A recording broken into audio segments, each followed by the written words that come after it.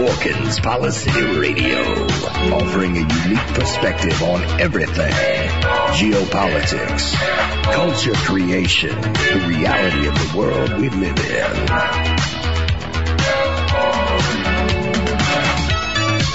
Coming to you live from New York City, your host, Pierce Redmond.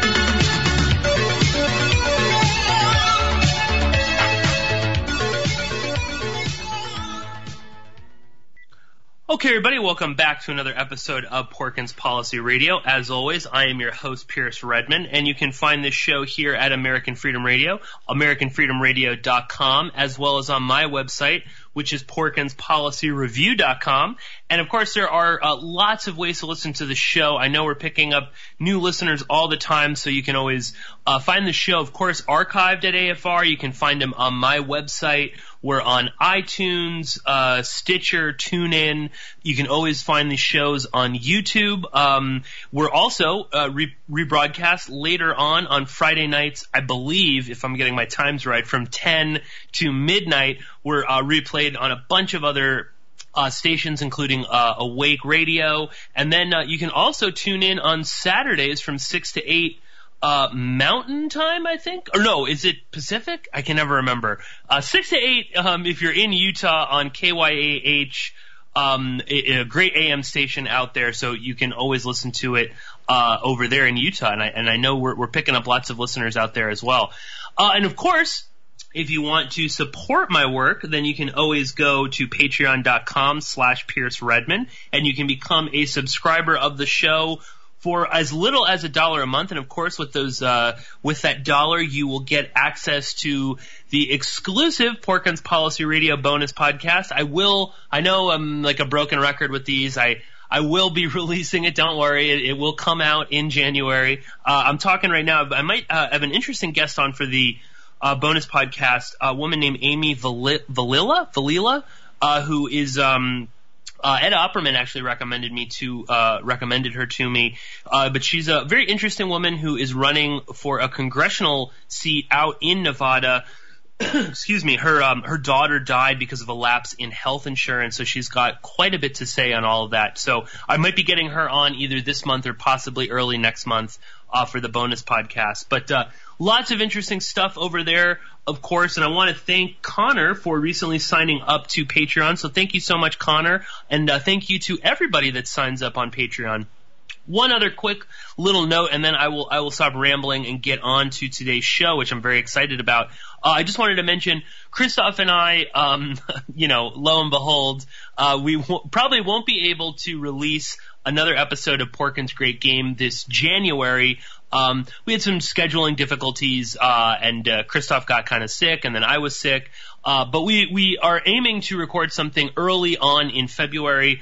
Of course, lots to talk about on the geopolitical front. So definitely check out Porkins Great Game and look out for updates. I'll, of course, be updating people on Twitter. And you can always support Christoph and I by going to patreon.com/Porkins Great Game. And, of course, I'll mention it when we record the next episode, but we've had a couple people recently becoming subscribers, and we will be charging the subscribers finally when we do release our next episode. But anyway, enough about me and Patreon and all those things. I want to welcome back a very special guest, Jon Atack, who, of course, joined us back on episode 118, where we discussed his magnificent book, Let's Sell These People a Piece of Blue Sky, and we talked about Hubbard and Scientology, and towards the second hour, we talked a little bit about the Open Minds Foundation, and that's what Jon and I are going to be discussing more so in this episode, and also his book, Opening Minds. But Jon Atack, how are you? It's good to talk to you again.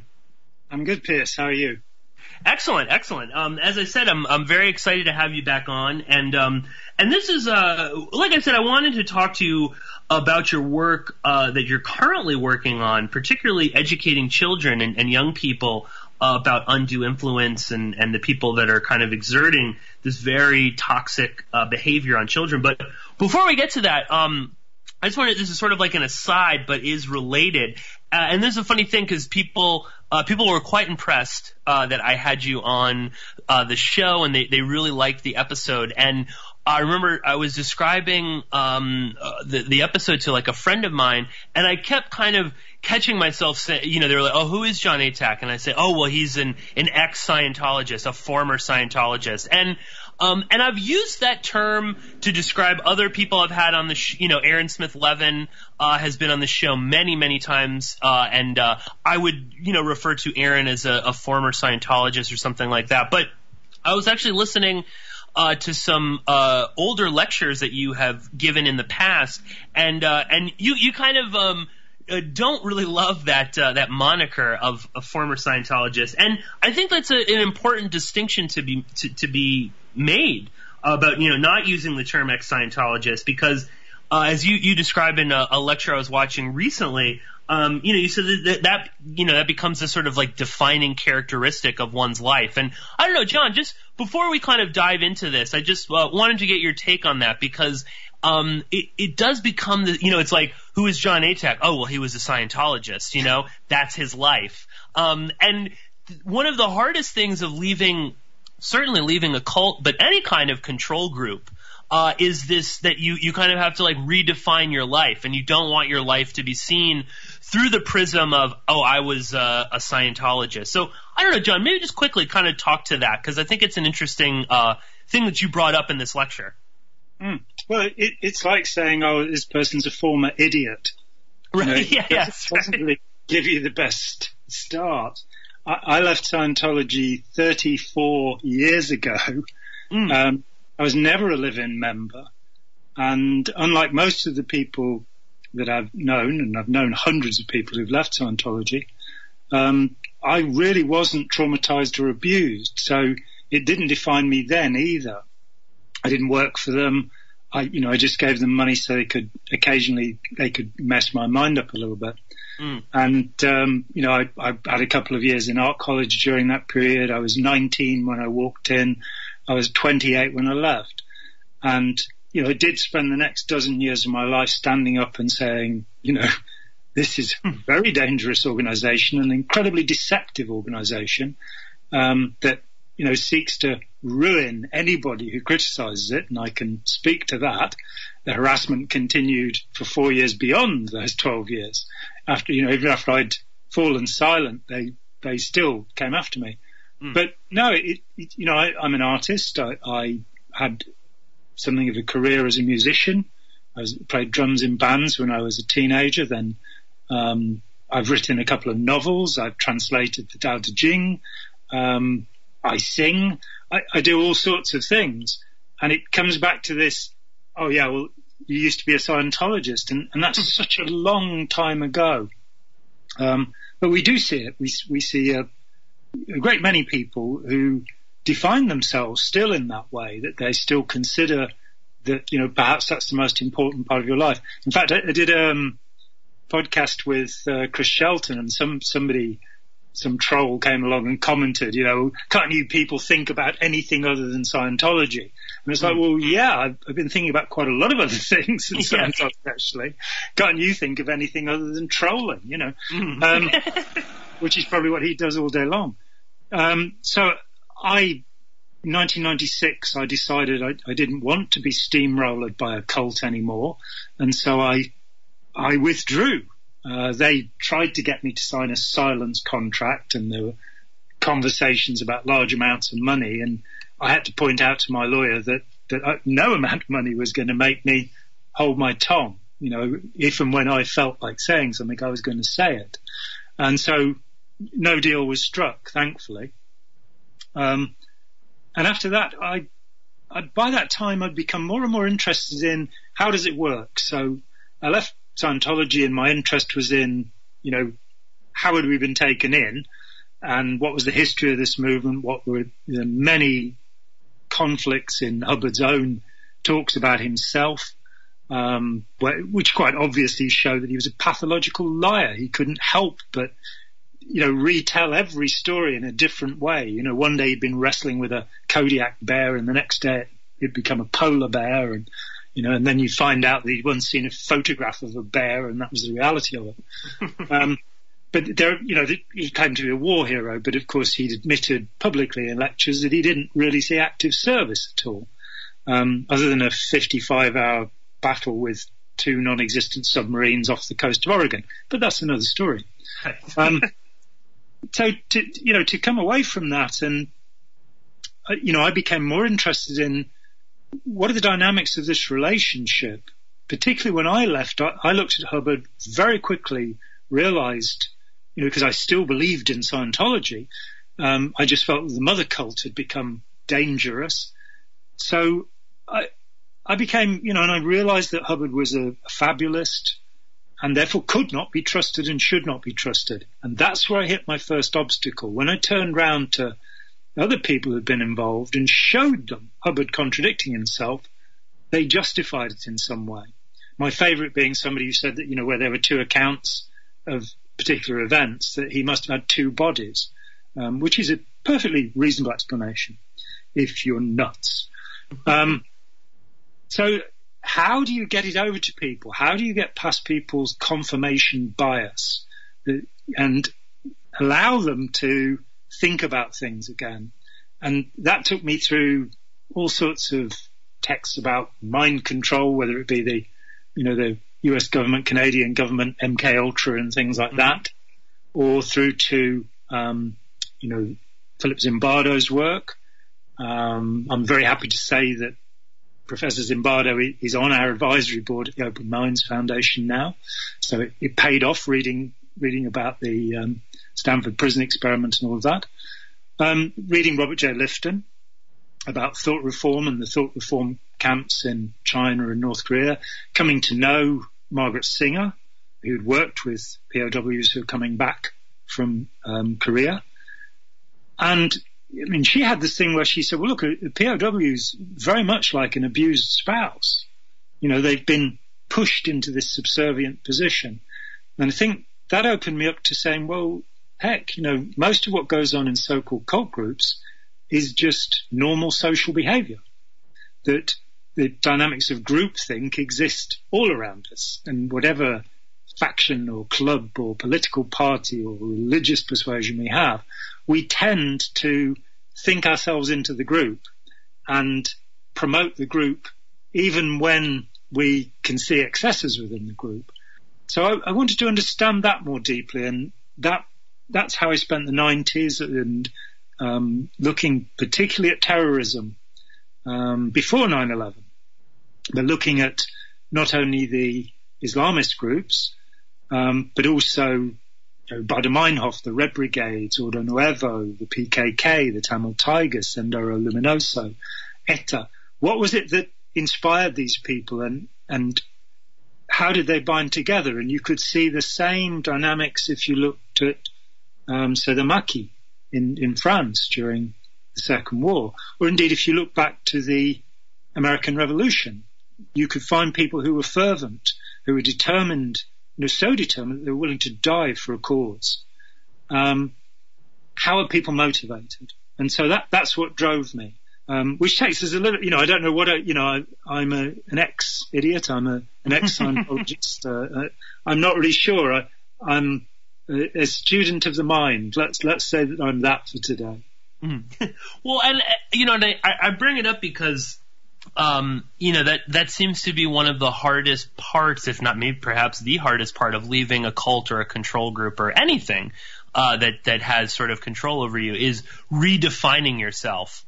And I know on your advisory board at the Open Minds Foundation, someone who I mentioned before on the show, Masood Banistar, who was a longtime member of the MEK, which of course has just reinvented itself yet again as the so-called legitimate opposition movement in Iran. And he said, I think he was talking with Steve Hassan in an interview, and he was saying, one of the hardest things was just when you leave is like, oh, how do I go to the store? How do I buy pants? How do I get a job? How do I kind of redefine myself as Jon Atack without this powerful group? I did go to the store and buy pants. I was never a live-in member. So I lived in the world outside, and for 2 years I wandered off and went to art college because that was more important to me. So, in fact, my friend Alex Stein, who is a professor of social psychology, she published a book last year called Terror, Love and Brainwashing. And I get about 60 pages in and realized that by her definition, I'd never been a cult member. Interesting. I'd lived in the outside world. And to me, it was pretty much like the relationship you'd have with maybe a counselor if you decided that you were going to train as a counselor yourself. So I took Scientology courses, but I lived an independent life. And, but moving from there, for most people, particularly if they've been in one of the inner organizations, which in Scientology is the C organization, as in a body of water, C, they really are, they work a 90-hour week, they're enslaved, they these days are not really allowed to have children. When I was involved, they didn't see their children for more than an hour or two a week. They're deprived of their liberty, really. And for having dealt with, about 600 recovering members since I left, and as I say, I'm not really engaged with that anymore, but having dealt with so many people, you do find that particularly second generation members who they have no other place to look for their ideas. And so for them, it's very difficult to construct a view of the world. And they may well, I came back and started talking again in 2013 after a 17-year hiatus, because I realized that many people, perhaps most people who come out of Scientology, never get over it. It has taken over their way of being, their way of thinking.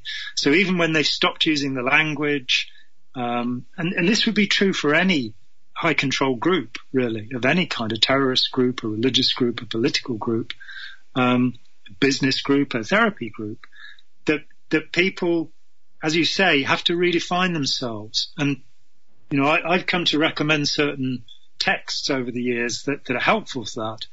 Most recently, I've been very surprised by a book called Happy by Derren Brown. Derren Brown's very famous in the UK as a kind of conjurer and he's like a magician, right? Yeah. Yeah, of course. He has shown how false memory works. He's redone all of the things the spiritualists do, like, table turning and what have you, and persuaded people to do this. He's incredible. I think he's perhaps done more to advance our social understanding of the mind than anyone else, because he's shown how easy it is, to tell somebody what's on the shopping list they've got in their pocket, or how much money they've got in their wallet, or things like this. He can do these things. But he's written a book called Happy, which is really an exploration. He's an atheist. I'm not. I'm an agnostic. I know nothing. But he's an atheist. And he wanted to write something about how to live a life of thought. And he talks particularly about the Greek and Roman Stoics, Epictetus, Marcus Aurelius, with whom I was not particularly familiar, and shows ways of looking at the world. What's great about this book is it challenges preconceptions. So in reading it, the hope is that somebody will be forced into thinking about what they're reading, and not coming to he's my guru, he's my God, I now believe all of that, but actually thinking their way through.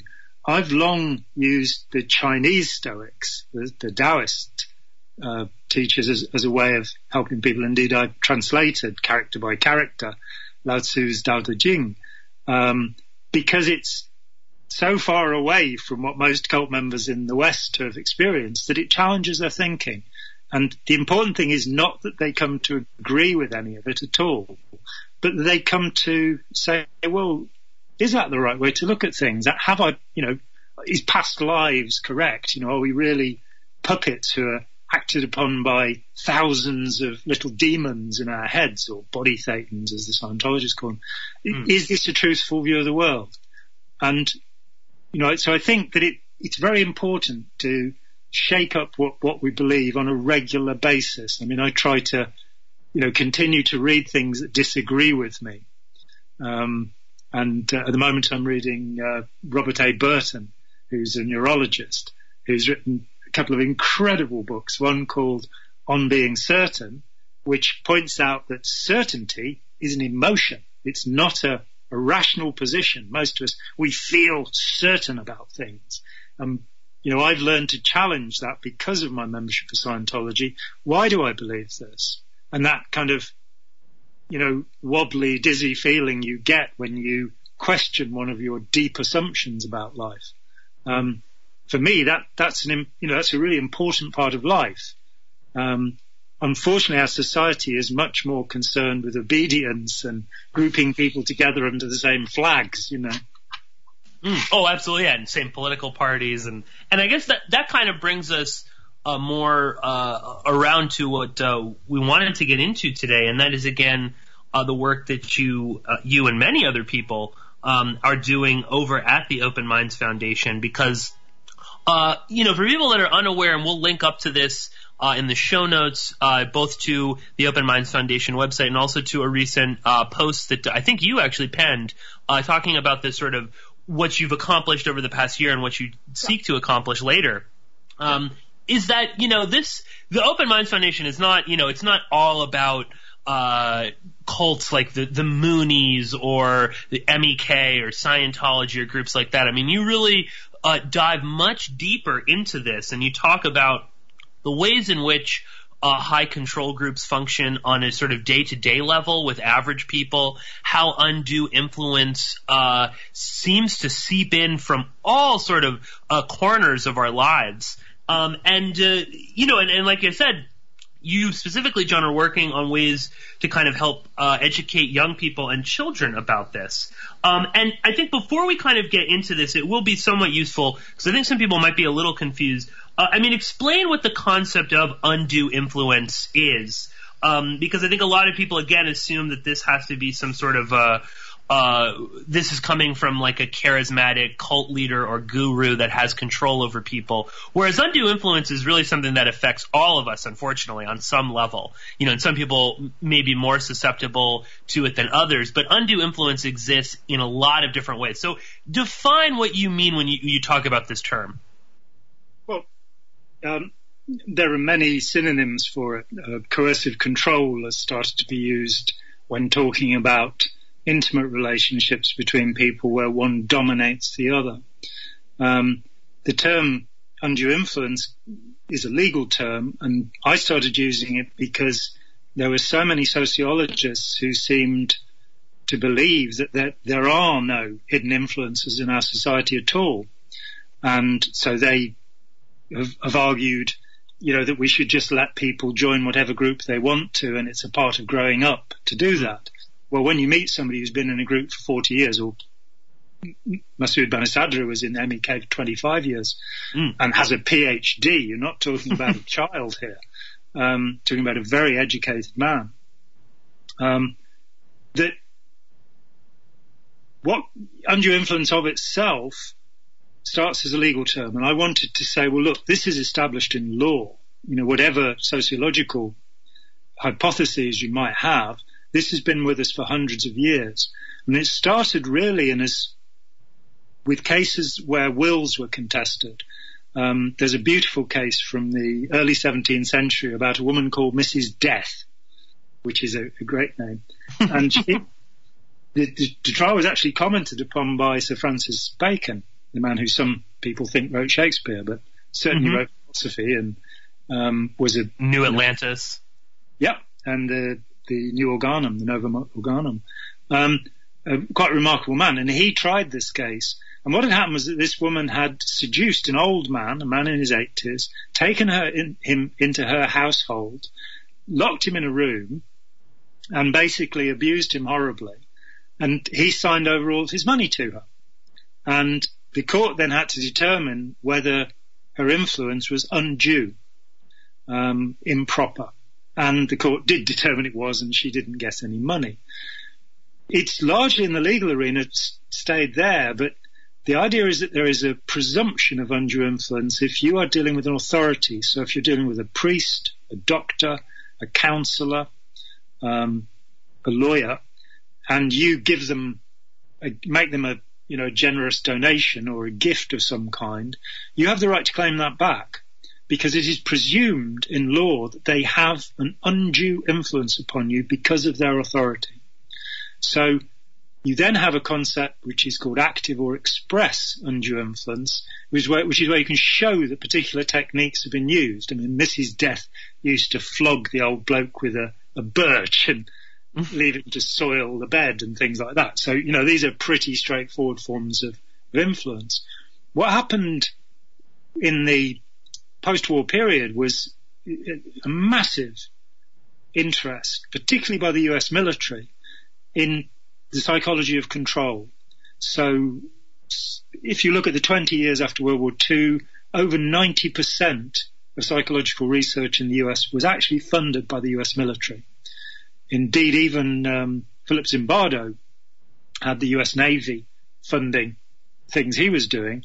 And of course, you've got these kind of vaguely hippie people like Zimbardo or Stanley Milgram who used this money to actually find very useful things out about how we behave. When Stanley Milgram did his experiments at Yale University with the famous shock machines, which weren't actually connected to anything, and the screaming actors, he polled psychiatrists before doing this and said, well, how many people will comply with me when I just tell them, press a shock button? And the psychiatrists, between them, he added up the estimates, it came to they believed that 1% of people would comply. Well, the reality is that 100% of people were willing to press a button to give somebody a shock. And he conducted many variants of the experiment and found that about 62.5% of people will go all the way to the XXX dangerous lever on the machine if somebody says to them, it's all right, it's my responsibility. What you do, it's not down to you what you're doing. And that's, I think there'd been, with Hannah Arendt and others investigating how on earth the Nazis had come to power when they were such a vicious bunch of thugs. Yet by 1938, when the last election is held, the last vote, 98% of people in Germany and Austria voted to lose the right to vote, voted to make Hitler, their dad, who'd from now on look after them. And he wasn't even blonde, or blue-eyed. Or No. It wasn't even German. Yeah, exactly. It's absolutely ridiculous.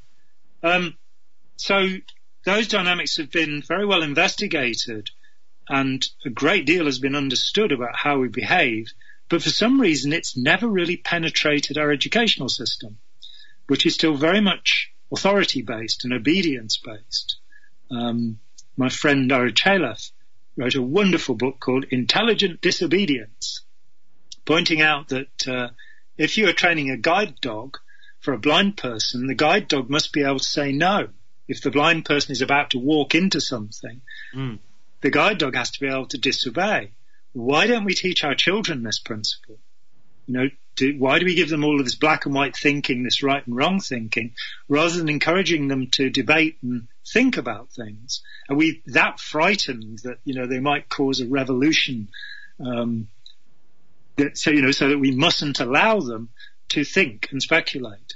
And wherever educational programs, and there have been thousands of them, it has happened all over the world, wherever educational programs have been used that do encourage kids to think, they actually get better grades and you get much better behavior from them. So I think there's a myth of obedience that we're still in the kind of Charles Dickens world of spare the rod and spoil the child, that, we need to encourage creativity, and instead we're encouraging conformity. Oh, and that's across the board. I mean, especially here in the U.S. with the standardized testing. Yeah, right, exactly. I mean, the sort of, again, too, I mean, I'm not trying to dissuade anybody from going to college, but, the sort of, you must go to college, you must get this sort of a degree, blah, I mean, I went to school, and I have a degree in, political science, but I'm not a political scientist, I'm not going to become a politician. I'm not going to work in politics. My current job has zero to do with political science, but that is this sort of, like you said, this conformity, this expectation that you must do this, and that by doing this will somehow ensure that you'll get either this type of job, or that then you can go to grad school, and then you can go, get a PhD and just sort of continue along with this. But the conformity of the schooling system is sort of shocking, the level to which it exists. And I think that's an interesting, maybe this is one way we could kind of get into, the undue influence that children receive, from the schooling system, and how this sort of affects them later in life. I mean, Jon, I would assume you would agree, but I mean, the way that the school system, particularly in the Western world, here and definitely in the UK, operates, it endows children with this sort of crazy sense of obedience to an authority figure. How does this sort of then translate later in life? I mean, does this make us more susceptible to undue influence later on because we've been so sort of, for lack of a better term, brainwashed as children in school? Does this help? For instance, I mean, is this part of why when Milgram ran his experiment, people were so willing to quote unquote, shock people sometimes to death, they thought, because, this is the authority. He's a professor. He's a teacher. He's telling me to do this, so it must be okay. I mean, what do you make of that idea?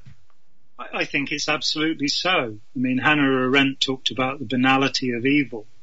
And, I too have spent a fair amount of time studying Nazism in the attempt to understand the mentality. And you find that these were just ordinary people who became consumed with an idea. And I think there are various components to this. I have a friend who, in talking about cults and, how people come to join cults, said, well, they take it from their mother's milk. We live in a society, Margaret Singer used to say, she called one of her books Cults in Our Midst.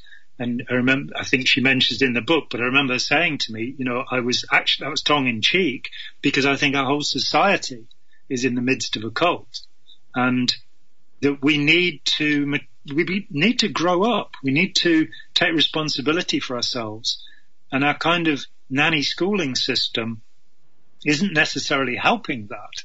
It isn't preparing kids for life in the world. I mean, I work very closely with a colleague called Yuval Laor. He has a PhD in cultural studies, and his topic is awe and fervor, and how these, are developed in people. Now, last year, New Scientist acknowledged that there are now studies of these heightened emotions, which have been kind of avoided because they're associated with religion. And now that there are places where they're looking at it, and they wrote a very good article saying how positive and beneficial these heightened emotions can be to people's health and well-being. You inject a little bit of awe into people and they feel better, and they have that infatuation, that limerence, which drives them forward. We wrote to New Scientist, and they published a letter pointing out that while it is true that there may be personal health benefits to these feelings, this is also how the Nazis came about. So without making any value judgment about bliss states or ecstatic states or what have you, which are actually very easy to induce in people, get them to stare at a wall for long enough and they will experience the Ganzfeld effect. It's that simple. In Scientology, it's sitting and staring at somebody else. They don't like me saying staring, confronting somebody else. Right, confronting, yes, right, yeah. As far as I'm concerned, it sounds a lot worse, but but you will induce, because as soon as you use fixation, repetition, or mimicry with somebody, there is a tendency for them to lapse into an altered state. If nothing moves in front of your eyes, then the brain makes something move. If you put somebody in a completely dark room, within 10 minutes, they'll hear things moving around them. That's just how we're wired. If there's nothing happening, we'll make something happen. By showing kids how this functions, teaching them about awe, teaching them about psychological manipulations of various kinds, how we get people to agree with us, they become more resilient. We're also very interested in in helping people to identify predatory people. And I read 7 books about psychopaths last year. Oh, and it fascinates me, firstly, that while there is some agreement, we haven't really arrived at a science, I don't think. And I don't want to talk about psychopaths, sociopaths, people with a Machiavellian personality disorder, malignant narcissists of the grandiose or vulnerable type. All of these various classifications that we have, I would like to push aside in my work, because I'm concerned about whether people are cruel and predatory. So the fact that, psychopaths of all variants tend to boast a lot is an interesting indication, but what you're looking for is this person cruel? Are they hurting me? Are they hurting other people?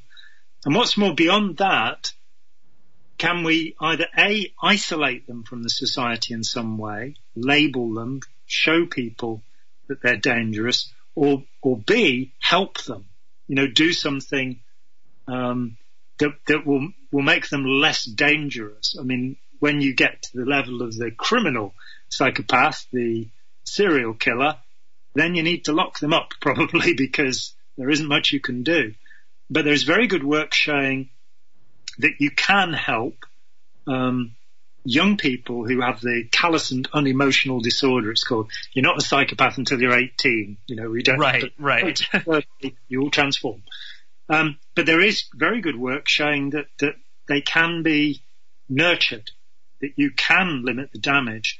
And we also have the amazing James Fallon, a pro-social sociopath by his own statement, who he's a neuroscientist who runs a couple of biogenetic companies too, and does good work in the world. And he had 9 of his family members. He had brain scans done just to see if there were any Alzheimer's plaques or anything going on in their brains.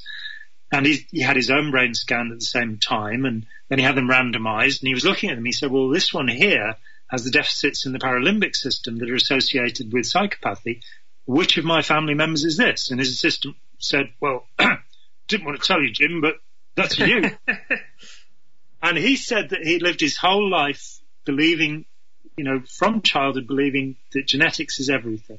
There's nothing you can do. Got the hand you're dealt, that's it. And he realized he'd been wrong. He realized that his mother had recognized the cruelty in him and the lack of remorse and the search for excitement that, because they have a very low effect, such people. So they do things that are horrible to get some dopamine functioning in their brains, or, to get some reward. And he realized that his mother had recognized this in him and schooled him so that, while he still has these inclinations, he talks about taking his brother on safari in Kenya to Marburg.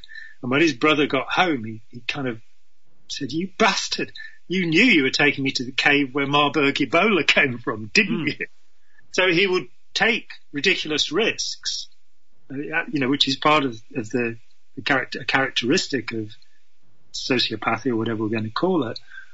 But he doesn't, he has a limit set, and he works for the benefit of others. So there is some hope there. But I would like children to be able to, recognize straight off that somebody is going to hurt them and see the signs of that and get away from it. So if you look at cult leaders, you'll often find that they've done monstrous things to other people. Rajneesh, his followers now, I think, call him Osho the Buddha. He called himself Bhagwan, which means the supreme God, and is not something you want to say to practicing Hindus particularly. But, he created the Big Muddy commune in Oregon with 10,000 people there, the largest mass poisoning in US history, when they were trying to take over the county by voting it out. When you read about his childhood, you find that he actually got one of his classmates, aged 8 or something, to walk a tightrope, and the lad fell to his death.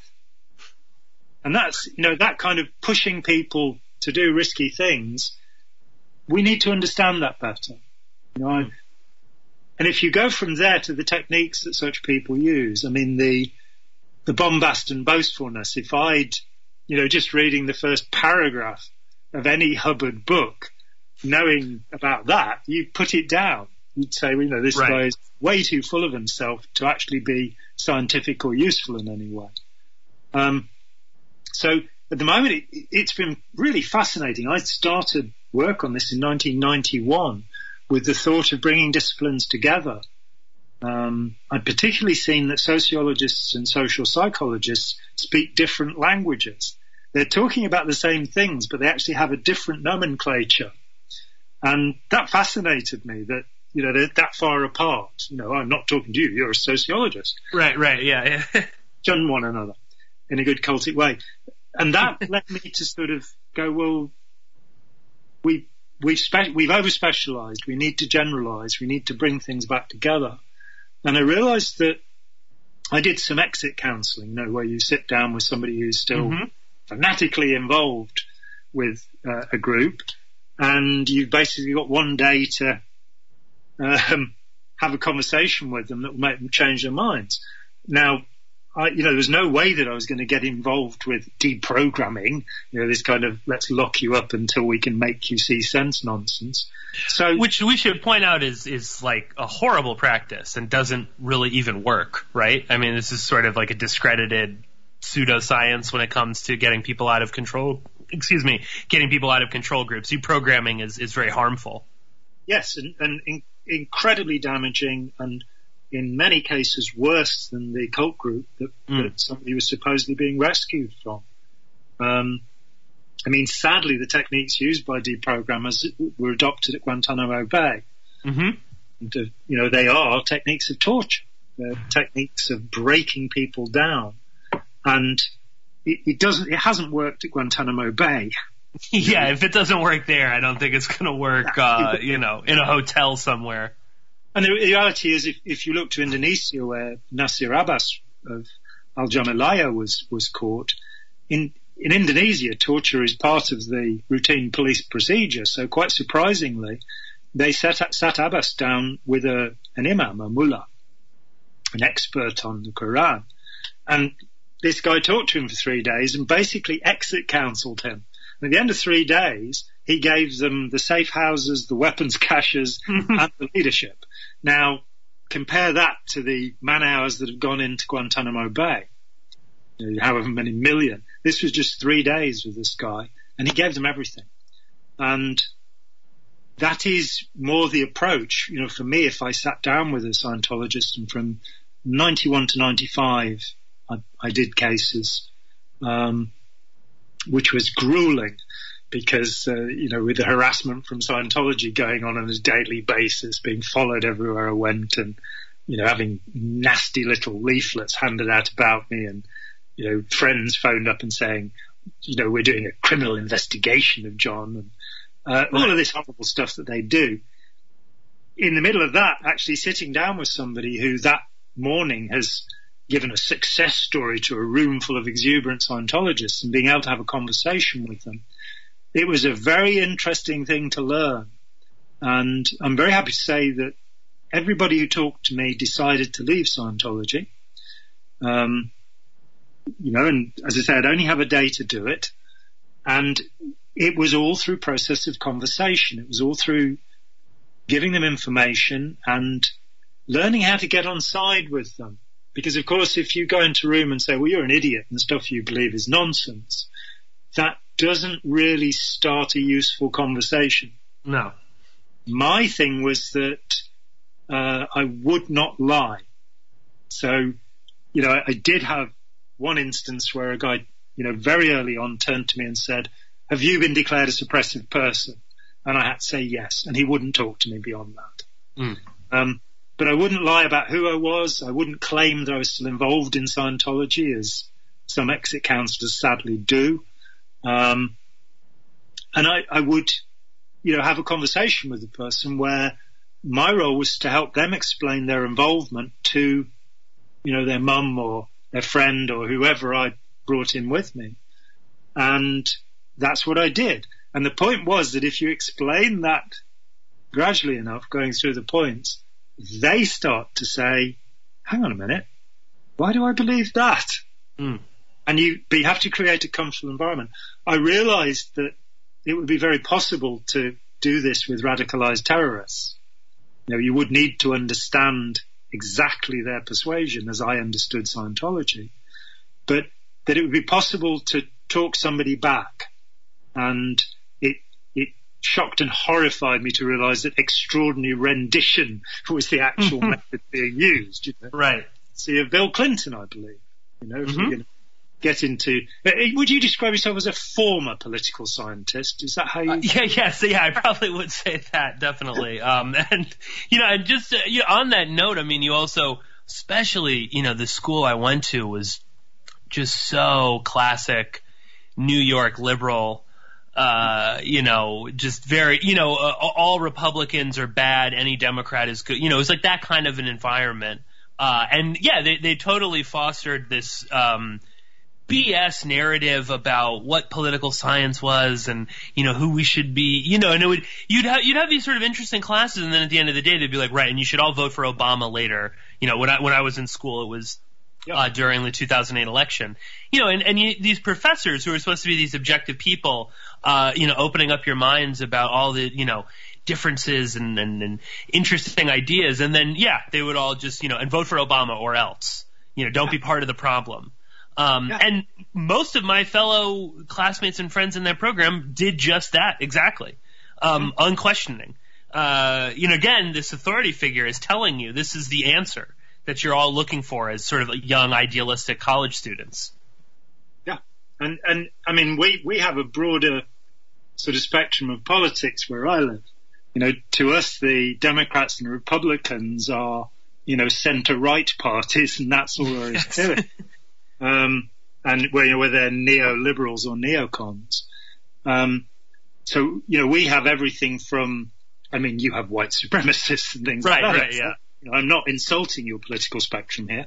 And you do, of course, have socialists. But we've, in the 1930s, we had 2 communist MPs in the British Parliament. And, of course, in Italy and France, you'll still find communist MPs. We have a hard left, we have a centre left, we have the Liberal Democrats. We don't know where they are, but I usually vote for them. We have the Tories, who sometimes are to the left of Labour. It's very complicated. But those affiliations start to if you look at the subject of child sexual abuse within religious groups, I think that the Australian Royal Commission investigated 8,000 cases of abuse by 500 Roman Catholic priests.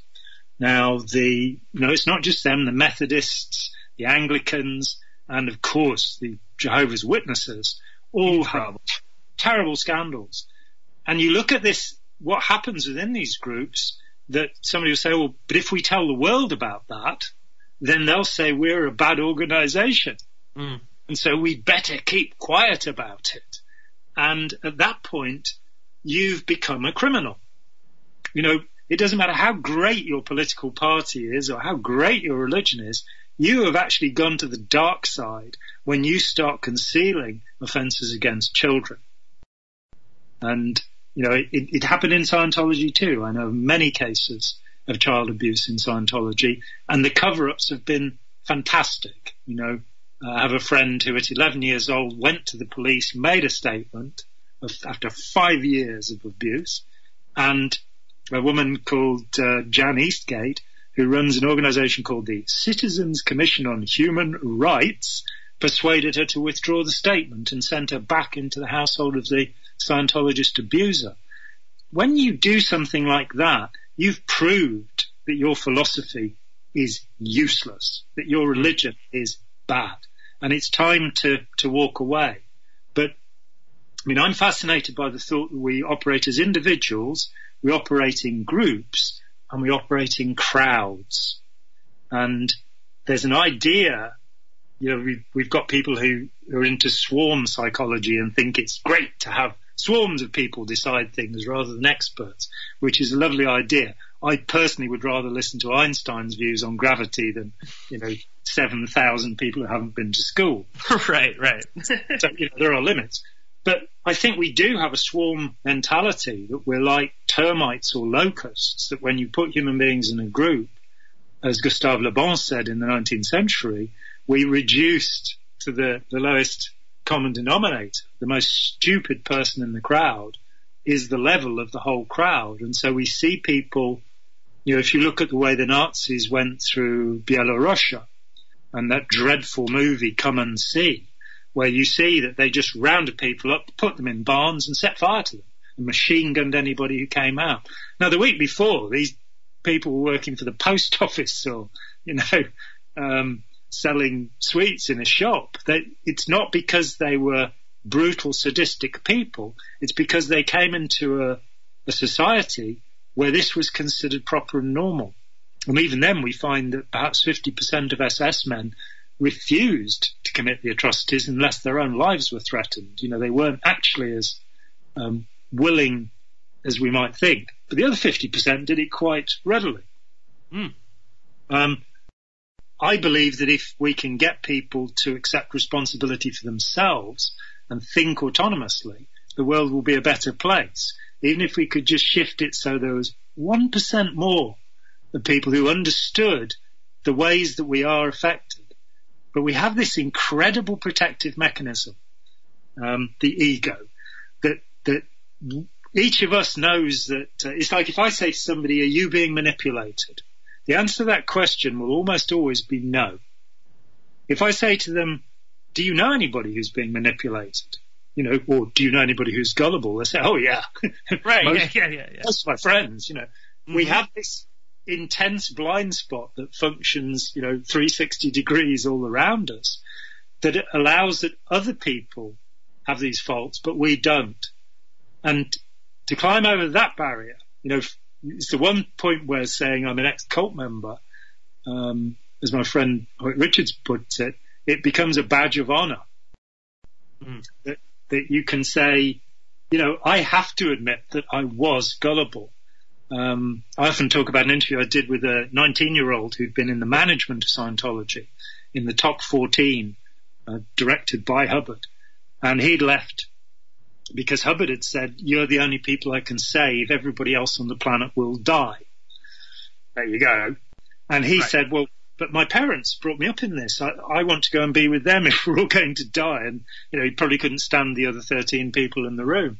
He certainly wouldn't want to end his days living with Ron Hubbard, who smells bad, among other things. Let's just face that. He was a bad-smelling human being because his teeth had all rotted in his head. Such were his superpowers. But he said to me after, 2 evenings of interviews, well, isn't it great, John, knowing that we'll never be conned again? And I looked at him, this was many years ago, 30 years ago, and I said, no, the great thing is I know I'm gullible. And, so it makes me careful. Robert Cialdini, who wrote the magical book Influence and is also on our advisory board, he starts the book by saying, I started looking into influence because I'm a patsy, Right. I can be taken in by anyone.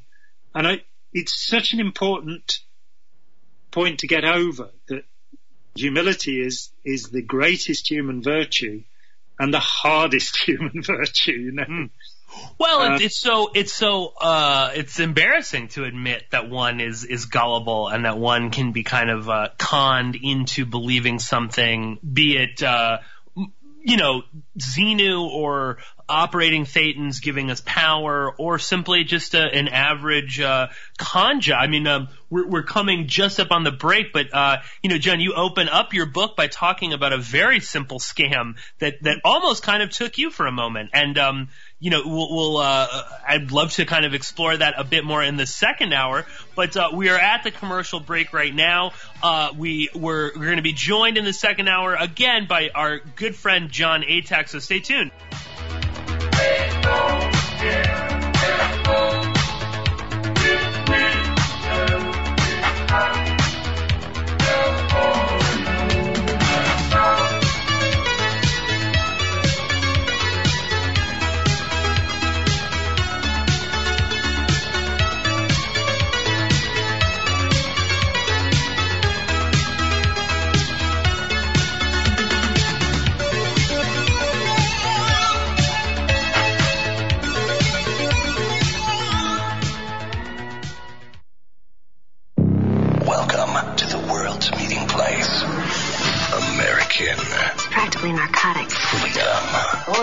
I like very much Radio. You're an American institution. American Freedom Radio. Simply Clean Foods is dedicated to providing the best quality food you can buy next to fresh from a farmer's market. Our stringent quality controls and absolute zero GMOs plus testing for heavy metals makes us unique in the storable foods market. Our line of fruits, vegetables, and meats are suitable for everyday use, and you won't have to worry about throwing away valuable groceries ever again. Take out the amount you need and reseal the package for use within the next 6 months. Simply Clean Foods' primary focus is to bring clean food to people all around the world and change the way we look at freeze-dried food in our daily cooking. Go to simplycleanfoods.net. That's www.simplycleanfoods.net today. We all know that they're not telling us the truth. So stand up for your rights, demand the real medicine, and your right to use it and grow it. This is Rick Sensen, and you're listening to American Freedom Radio. American Survival Wholesale is a proud sponsor of the American Freedom Radio. And when you purchase quality products from AmericanSurvivalWholesale.com, you help support this program. Our quality non-GMO foods do not contain MSG, high fructose corn syrup, or heavy metals. At American Survival Wholesale, you can choose from over 8,000 quality products, including self-defense weapons, bug-out bags, and long-term storable food at wholesale prices. We also have custom food packs available, including gluten-free, dairy-free, and vegetarian packs. If we don't have it, you don't need it. American Survival Wholesale is a veteran-owned and operated company which also supports our veterans in need, and we are very active in disaster relief. If you would like to become a distributor, please email us at bugoutamerica@usa.com or call 818-720-0759. We offer free consultations to answer all your questions. Do it today while things are calm. That's AmericanSurvivalWholesale.com. News and information you can trust. This is American Freedom Radio. Freedom, American Freedom Radio. American Freedom Radio. I don't like words that hide the truth. I don't like words that conceal reality. I don't like euphemisms. And American English is loaded with euphemisms because Americans have a lot of trouble dealing with reality. Americans have trouble facing the truth. So they invent a kind of a soft language to protect themselves from it. I'll give you an example of that. When I was a little kid, if I got sick, they wanted me to go to the hospital and see the doctor. Now they want me to go to a health maintenance organization.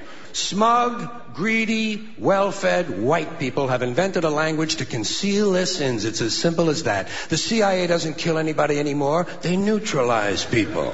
The government doesn't lie. It engages in disinformation. Israeli murderers are called commandos. Arab commandos are called terrorists. Contra killers are called freedom fighters.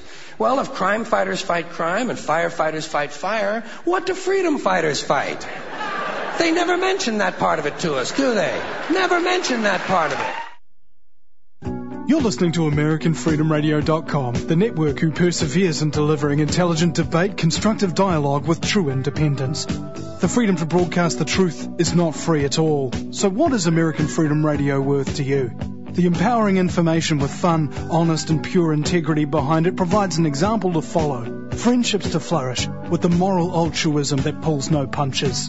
The hosts sacrifice and show remarkable discipline in their duty to deliver quality radio in service to the community with strength, wisdom and loyalty. The founders of AFR wish to thank you personally for sharing your views and insights to make the best radio and alternative media. Now it's time for you to give something back and play a vital role in the future of America. Be as generous with us as we've been with you. Click on the donate banner at AmericanFreedomRadio.com or volunteer by emailing AmericanFreedomRadio.com. Vaccine, psychotropic drugs and artillery batteries not included. Launch sequence initiated. We're now in the approach phase. Everything looking good. Control is good. 5, rocket copy. 3, 2.5, 2, 1. Engage.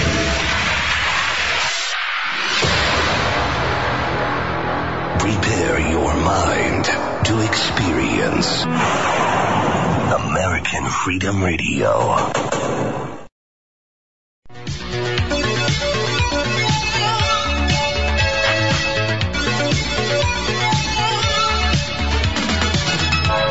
Porkins Policy Radio, offering a unique perspective on everything.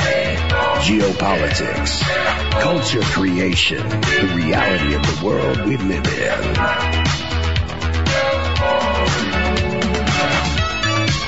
Coming to you live from New York City, your host, Pierce Redmond.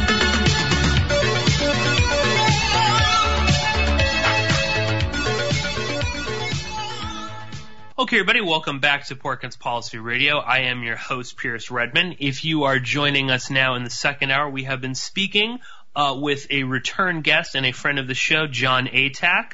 Of course, the author behind Let's Sell These People a Piece of Blue Sky. But I also wanted to plug some of Jon's other books, because he's written several. Of course, there is Opening Minds, The Secret World of Manipulation, Undue Influence, and Brainwashing. And we are going to be talking about Opening Minds a little bit later in this hour, but also Scientology, The Cult of Greed. As Jon said, he's translated the Tao Te Ching by Lao Tzu. And Jon has also written some novels as well, so Halcyon Days and Voodoo Child, Slight Return. So a very accomplished writer. Of course, we'll link up to all of these books in the show notes, and I highly encourage people go out and check them out. But, Jon, when we were sort of wrapping up in the first hour there, and we were talking about the being gullible, and you were relating this story about a young man who was in Scientology, who was in management. So again, much sort of higher up in the, that's when you begin to become almost like a cult within a cult. Type of an idea going, and he said, now that we've been on the inside and come out, we won't be susceptible to this. And you say, no, I mean, we're still gullible. It's just now we're cognizant of the fact that we're gullible. And I was mentioning there before we cut off on the break, and maybe we'll kind of pick up with this, but you mentioned in the beginning of your book in Opening Minds.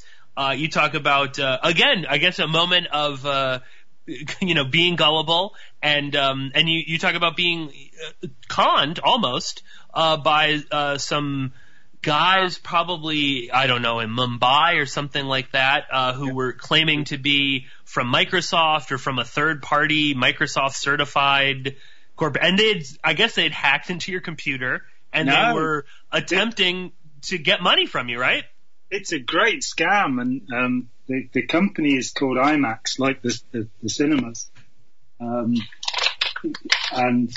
What they do is they call you on the phone, and they say, I'm from Microsoft, and your computer is in terrible danger. If we don't do something immediately, you'll lose everything on your computer. And I'd just woken up. And so I wandered off to my computer, and the guy said, right, just type this in. And of course, you've just given them control of your computer. And then it's sort of, and I'm starting to wake up a little bit, and I'm going, what am I doing here? Hang on, who are you again? Oh, we're partners with Microsoft. And I'm kind of sure he said we are Microsoft when this conversation started. Right. And I said, well, can you show me that? And of course, they can show you on your screen now. They've got control of it. Microsoft Certified Gold Certificate. And I'm going, yeah, hang on. Where's your authorization from Microsoft? And they give you the address of Microsoft in London, because I'm in England. And afterwards, of course, with time to reflect, you get that there's a script and they're following it. And when I questioned this guy and said, look, I'm not sure about this, he said, you are not a gentleman. How dare you this? And he said, it's no skin off my nose, if you don't do this, because I'm not on a commission, And of course, it's just a prepared script that they're reading. And the idea is they get you to pay, $200 or something. But that's for only 1 year's protection. You can get 5 years protection for only $400. And what they'll do is they'll then plant ransomware into your machine, and every 6 months you have to go back and pay them a top up. And they've just, I basically said, look, I don't want to do this. And his supervisor phoned me back. and remonstrated with me. And he apologized for the other guy being rude to me. And then he said, "You're not a gentleman." And you go, aha, exactly the same words, I see. And I pulled the plug on my computer. My oldest boy is a computer engineer. He came and checked it over and everything was fine. But realizing predatory people are not just pedophiles who are looking out for prey. They are people who want to scam us. They are people who will have, get us into abusive relationships, toxic relationships. And that can be women as well as men. Most of relationships, the bad relationships, 80% of them will be men preying upon women. But I have a friend who was significantly beaten up by his girlfriend. And, you're stuck in this situation where you don't really want to talk about it. You don't want to tell everybody that this has happened to you. And indeed, there's a feeling in the culture that when people talk about coercive control, there's a book on the topic by a guy called Evan Stark, who I think is out of Rutgers.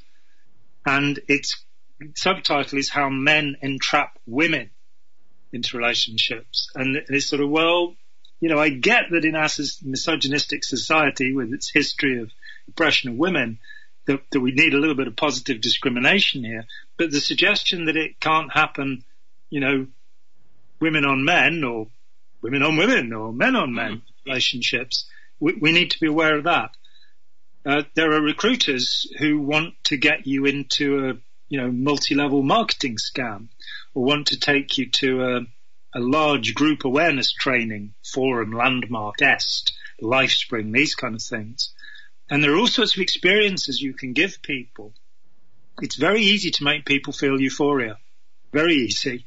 I learned many techniques of how to do this in Scientology. They have literally thousands. There are about more than 2,000 specific techniques, and I learned how to use several hundred of them.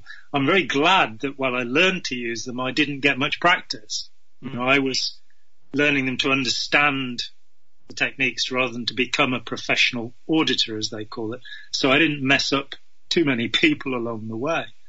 But coming away after 9 years and realizing that these techniques they're all aimed at making somebody feel euphoric. And when we feel euphoric, we feel that sense of awe. We make the mistake of believing that the source of that emotion is wise, virtually all-knowing. So when we see, we experience something that gets us feeling high, let's be, honest about what euphoria is. We get that dopamine, serotonin, rush going on, all the adrenaline, the opioids, all of that stuff going on. Then we tend to believe what they tell us. And because in Scientology, as soon as they've got you sat down in the euphoric state, they ask you for more money. Right, instantly. Yeah. So showing people, those approaches and those techniques, those simple things, and indeed teaching people how to make themselves feel happy a little bit, and learning that these are not, sacred esoteric truths from the Egyptians that have passed through the Illuminati into present times. They're just everyday things you can do that will make you feel better. A lot of people, I had a friend he played rugby football, and he used to cycle 120 miles every day. He was super fit and he was doing a master's degree. And then he was injured playing rugby, and he couldn't cycle anymore. And he got withdrawal symptoms. He got all the stuff you get when you stop taking heroin, pretty much. And then it wasn't that bad, because the natural opioid release that he was getting from this super exercise wasn't there anymore. But teaching people who don't exercise that a little bit of exercise can make you feel better. Teaching people who sleep too much that a bit less sleep can help. The other problem is much more rampant, that about a third of people don't sleep enough. And it means that their emotions go all over the place, and they are very manipulable. It's very easy to get a sleepy person to do something, which is why one of the interrogators at Guantanamo Bay talked about sleep deprivation being the royal road to confession. So they wake them up every hour. So they never get good sleep. I mean, at the moment, we've got cell phones doing this for kids all over the world, that something like 30 or 40% of children in the rich Western countries leave the notifications on their phones. And because they've got friends all over the world, they keep being woken up through the night and they don't sleep properly. And the idea that something that simple can be used to control a population simply by them not having enough sleep, not having enough exercise, eating way too much sugar or way too much fat so that their systems become overloaded.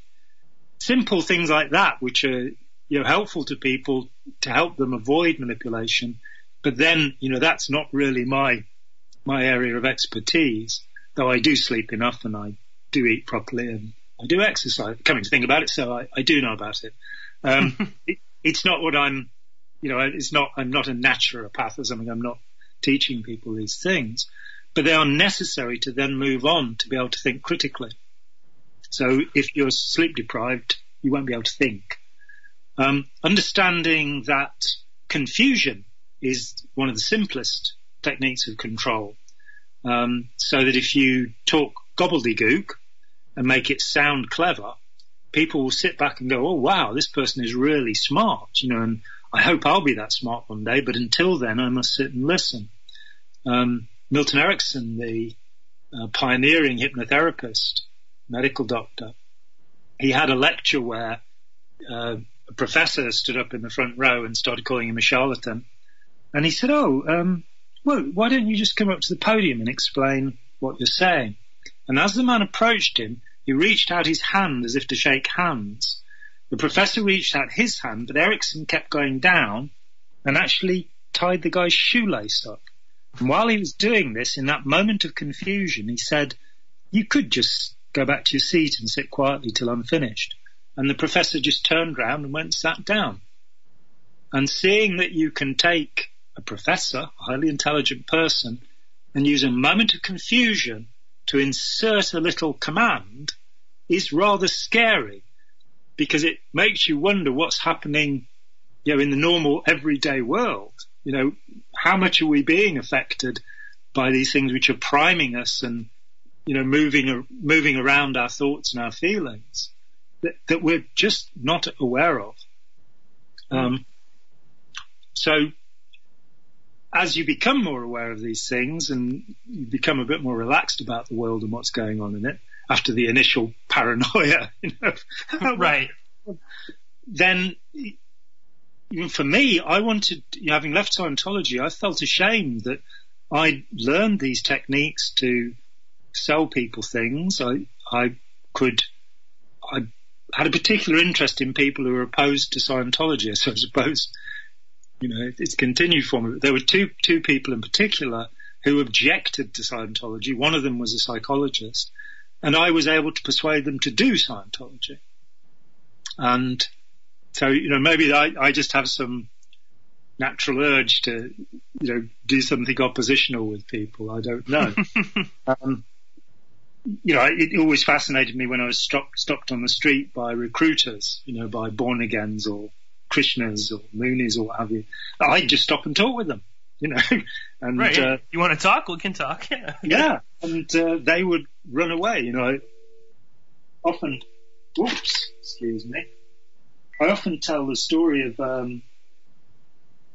when I was 17, this Bible basher approached me, and we spoke for 2 hours on a hot afternoon on the street, and he ended up backing away from me. I mean, literally walking backwards. And he said, I don't understand the Bible, but I know it's all true.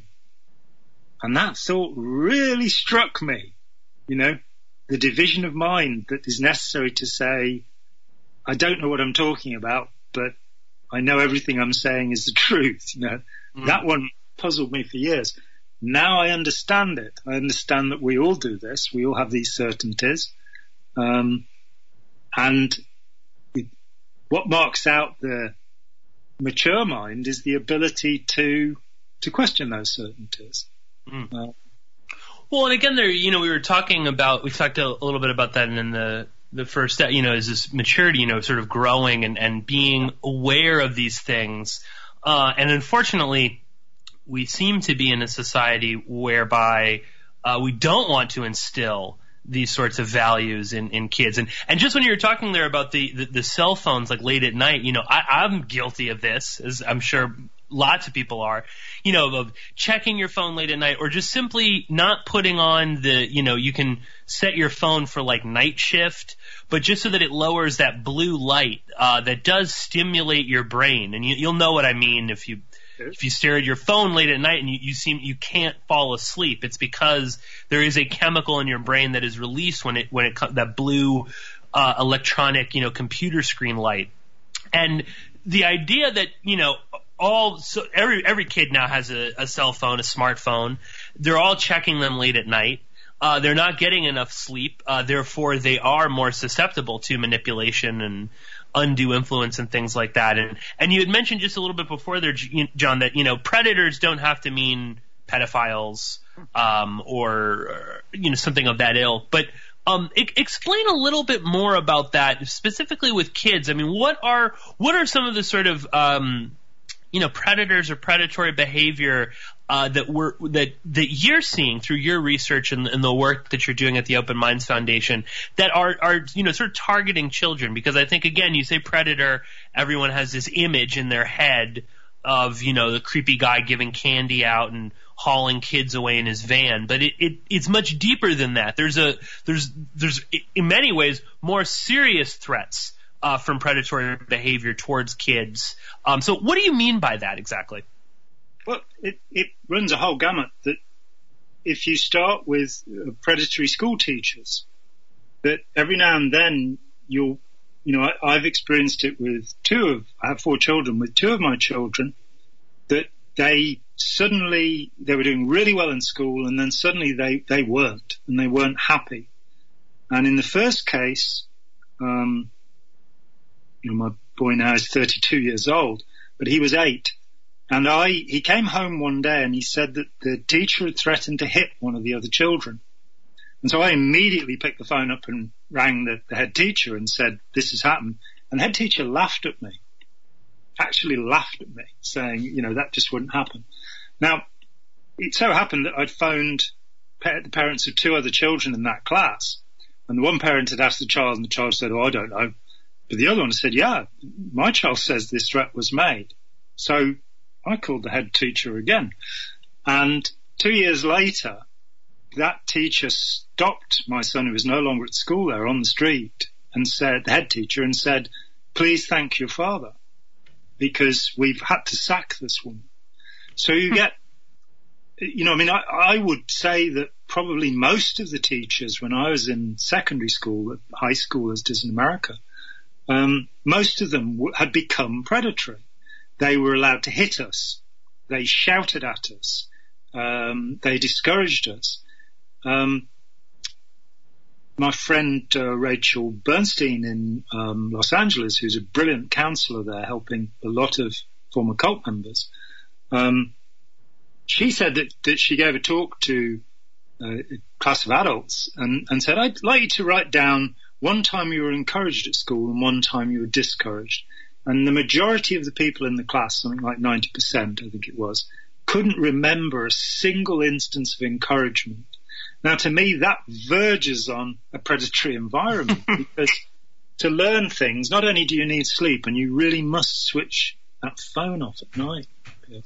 Not only, we need encouragement. We need people to, stroke us and tell us that we're doing well. And there's, it's just a way of closing people down.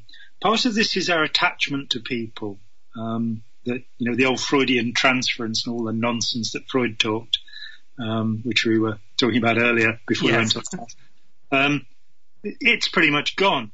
This guy, John Bowlby, came up, who was, left the Freudian community in the 50s. He came up with attachment theory, this idea that how we attach as children is important to us throughout our lives. And you have a secure attachment, which I pretty much had with my family as a child. You can have a dismissive attachment, where you're put down all the time when you try to be anything or do anything. You can have an avoidant attachment where you're ignored, which is reckoned to be even worse than being dismissed. My friend Alex Stein, who wrote Terror, Love and Brainwashing, says that in a cult group you have a disorganized attachment where the person that is your source of comfort is also the source of your pain. So it's like the parent who says, oh, come here, I love you, and then slaps you around the head. I think there's a tremendous amount of dismissive, avoidant, disorganized attachment for children in the schools. What we see when children have secure attachment, I mean, I've been rewatching The Wire. And I admit it's my third time through. Yes, no, I've seen it now 4 times as well. I was going to say, when you're talking about schools, that was the Wire is what popped into my head, because I mean, you really see how bad the school system is. Yeah, the 4th season there, where Presbelusky, the cop who shoots everything and everyone, has now become a brilliant math teacher instead, teaching the odds at craps to kids. And I think that, David Simon and what he achieved there, and the people around him, what they achieved, is a phenomenal indictment of our Western society. The head of the Shanghai school district, they won every 2 years there are the so-called PISA tables where, 150 countries or something, the educational levels are assessed, numeracy and literacy. And Shanghai actually came top of literacy and numeracy. And when he was interviewed, the head of the school district said, we'll never come top again, because to do this, we're making robots. We're just making kids who are brilliant at passing tests. That's no use to society. Now, what a shaming thought that this came out of communist China. This didn't come out of the free liberal West. This came out of communist China, where somebody's saying, we don't want to produce robots. We want to produce thinking citizens. So returning to the notion of predation, con artists, cult leaders, scammers of all kinds, there are certain ways of recognizing them. And so what we're seeking to do, and it's been an adventure, and it's, you have people who've become an authority in a subject and they then just tell you what it is they've learned. That's not what my life is like. I every week find out something else that makes me realize how foolish I've been in some aspect of my life. So we started this thing, and there are a bunch of us who had some expertise about cults particularly. My great friend Christian Churko, who's over here in Oxford, an American defector, been here for 40 years. My friend Sasha Dworkin, who's a professor in Moscow, who's had 25 years of teaching people about the problems of cults. Stephen Hassan over there in Massachusetts, who's certainly the best known counter-cult figure in the world for his book Combating Cult Mind Control and his other 2 books. We came together with some people who know something about business, because that's something that we're none of us very, very good at. We're quite reasonable at talking to people. Getting them to give us money is, it's not really... It's always a harder sell. Exactly. So my brother Jim, who's been very successful in the oil business and won't retire, he keeps trying every few years, but he keeps then running another company somewhere. He's running a company making batteries for buses and ferries. Massive batteries, the kind of thing that Elon Musk is known to. Because having worked in the energy industry, he realized that was the weak point. You need storage. So he's running this company in Switzerland now. But he's come along. My friend Dick Kelly, who's out in Arizona, again, a very successful businessman. We've come together. We found people who understand marketing, and this is a real problem for me, because part of I study whatever forms of influence there are. So I've read a great deal about propaganda and advertising along the way, because human beings are the same. The things that work on us, that once you've got them, Scientology uses hard sell techniques. They actually had Hill and Knowlton working for them. At the time that Hill and Knowlton were setting up the Kuwaiti ambassador's daughter to lie in front of a congressional commission and say that she'd been in Kuwait when the Iraqis came in and turfed them. Incubators. A totally made-up story by Hill and Knowlton. But these wonderfully ethical advertising people were working for Scientology at the same time. And let me tell you, they never dumped the Kuwait account, but they dumped Scientology. They decided they'd found something.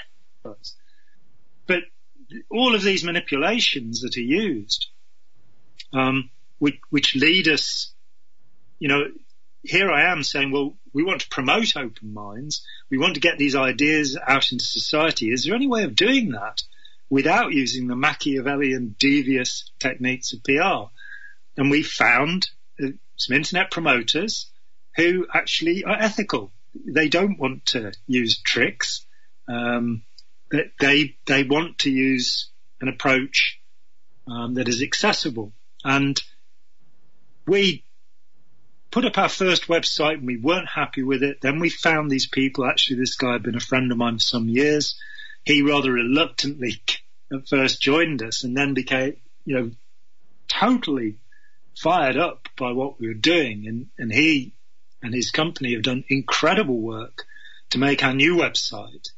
And that made me, really have to go back to the beginning and say, how do you get this stuff over to people? We've been out here for decades trying to warn the society about these groups. And I'm happy to say that the Moonies, the Krishnas, Scientology, the Way International, the groups that we were really bothered about in the 70s and 80s are all in decline massively in the West. I mean, Scientology is down to 25,000 paid up members. You imagine that? Yeah. 25,000. That's what their internal stuff says, which is wonderful. The Moonies, who are a massive force in the West, where are they now? The Krishna organization blew apart. So, we can count that as a success, but now we've got the internet gurus. We've got Free Domain Radio. I was just going to mention Stefan Molyneux, who finally blocked me on Twitter after I called him out for being a cult leader too many times, I guess. Yeah. But Free Domain Radio is a huge issue. And Molyneux has continued to redefine himself. Now he's no longer a now he's basically just like some right-wing troll, and people still give him thousands upon thousands of dollars, and he talks absolute nonsense. And claims to be the most intelligent human being who's ever lived. Yes, yeah, like any good cult leader guru. Like any good malignant narcissist. Yes, right, which he certainly is. Yeah.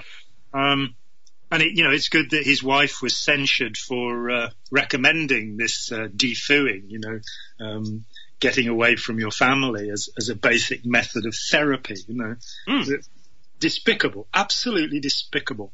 But which is just exactly what Scientology practices, the disconnection. Yeah, and it's a hallmark, really, if you want to talk about, where's the line between a benevolent cult group and a destructive cult group, it's always shunning, ostracism. Mm-hmm.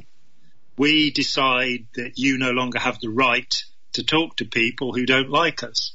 And, I've never felt susceptible to that. When I met people who didn't like Scientology, I talked to them, and I didn't feel that they were going to have some malicious animal magnetic effect upon me. And they didn't. And, that whole sense, the cognitive dissonance that we feel, that wobbly feeling we feel when we're disagreed with, I've learned to actually welcome that.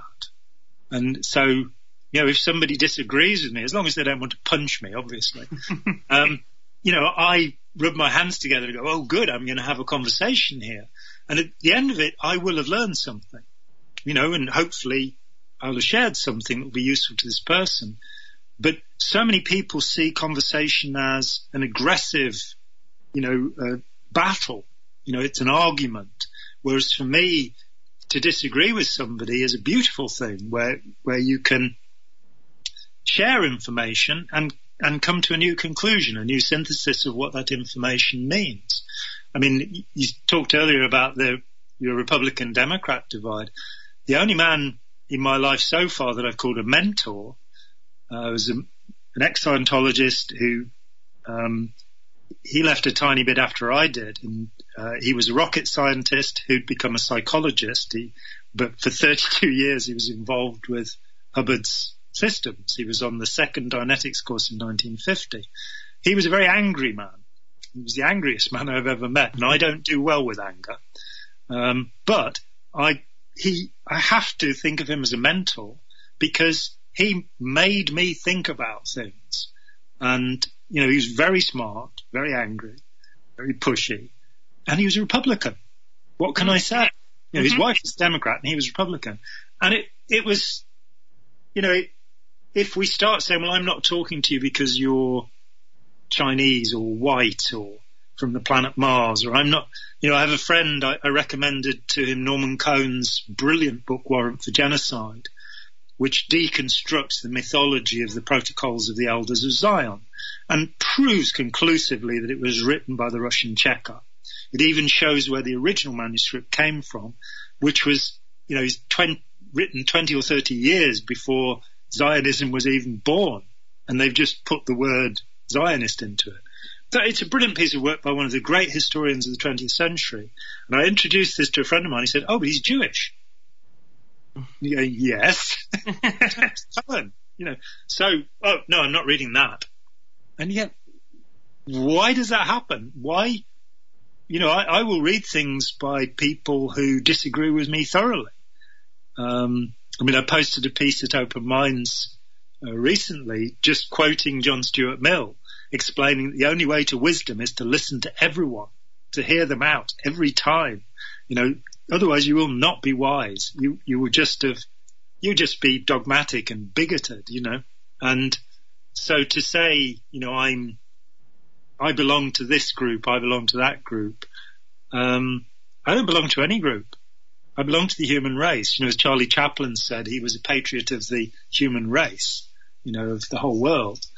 This idea of dividing ourselves into camps and making up all of these abstract notions that we can wave flags about, when we should have values which we independently develop and ethics that we maintain with the understanding that it is up to me how I behave. That isn't actually a part of our society. You know, people, you know, as Gilberton, you know, there's recently been all of this nonsense about brain scanning and saying that there's a genetic predisposition to being a Democrat or a Republican, which is fascinating and nonsense.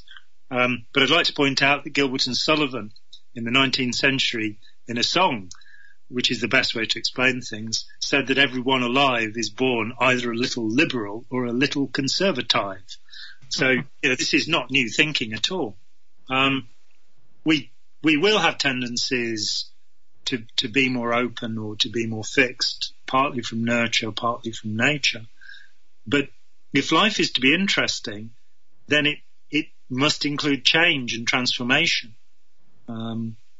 It must include the notion of commerce and communication with other human beings, rather than, you know, I've used the term sovereign self for many years, coined by the playwright Dennis Potter. And the problem is we now have sovereign citizens. Yes, yeah. Clouding this idea rather badly, you know. But I believe in the sovereign self, that each of us should be in charge of ourselves. And if there's one thing I oppose, it's the notion of the guru. You know, I think there's a short time when you're a child where dependence upon adults is a necessity and the adult should be kind to you. But by the time you reach your majority, whatever age that is, wherever we're speaking, 18, 21 or 32, as the Romans believed, where adulthood begins. When you reach your majority, you should be able to think for yourself. You should also be able to take advice from people, you know, and respect the authority of people who know what they're talking about. But you should be able to say, hang on a minute, I don't understand that. Could you explain it a bit better?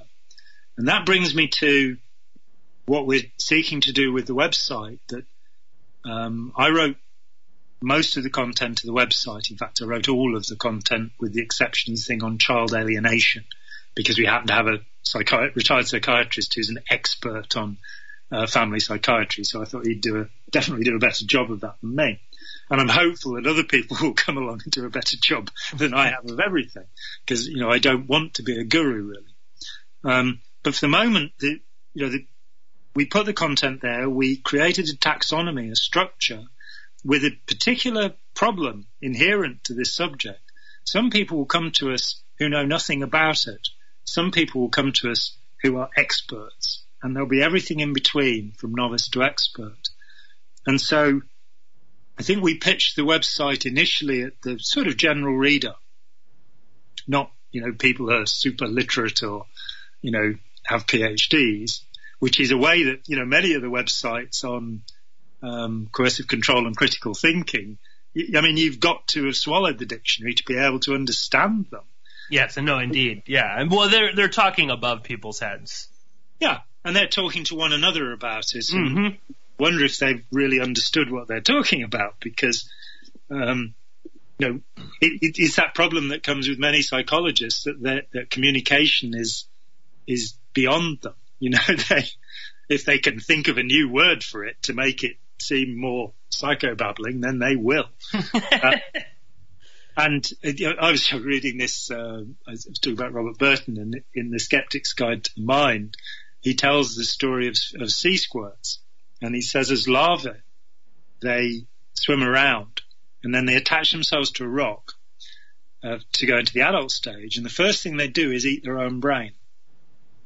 And I was telling this story to my friend Yuval Laor the other week, and he said, oh yeah, that's like graduate students. They attach themselves to a university and eat their own brain. And I'm sad to say that, I've known some brilliant academics. Louis Jolyon West at UCLA Med School was just one of the most incredible people I've ever met. Bob Cialdini, Philip Zimbardo, there's some very clever people out there.